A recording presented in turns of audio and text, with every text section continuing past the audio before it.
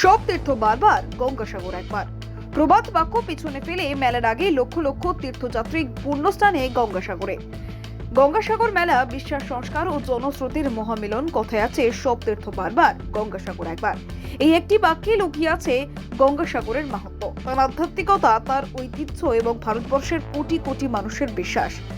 যেখানে গঙ্গা এসে মিশেছে সাগরের বুকে, যেখানে বিশ্বাস আর সংস্কারের মিলনেই তৈরি হয় পৃথিবীর অন্যতম বৃহৎ ধর্মীয় সমাবেশ গঙ্গাসাগর মেলা।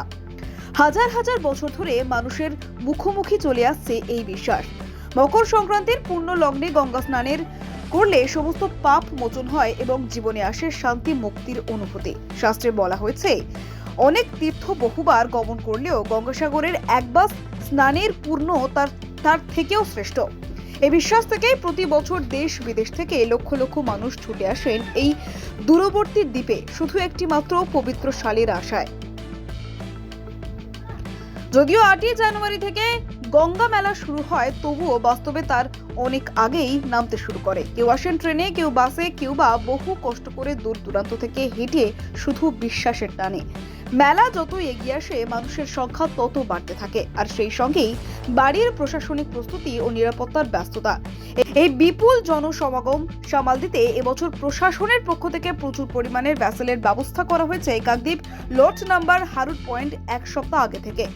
এখন থেকেই পুলিশ, সিভিল ডিফেন্স, বিপর্যয় মোকাবিলা বাহিনী, স্বাস্থ্যকর্মী, স্বেচ্ছাসেবকদের 24 ঘন্টা প্রস্তুত রাখা হয়েছে। শুরু হয়েছে লক্ষ লক্ষ মানুষের গঙ্গাসাগরের আশা। গঙ্গাসাগর মেলা শুধু ধর্মীয় অনুষ্ঠান নয়, এটি একটি বিশাল লোক সংস্কৃতির মিলন মেলা। গঙ্গাসাগরের যাতায়াতের জন্য রাত থেকেই এখন হাজার হাজার মানুষের ভিড়। দক্ষিণ 24 পরগনা থেকে গোপাল সিলের রিপোর্ট, ডিএন নিউজ বাংলা।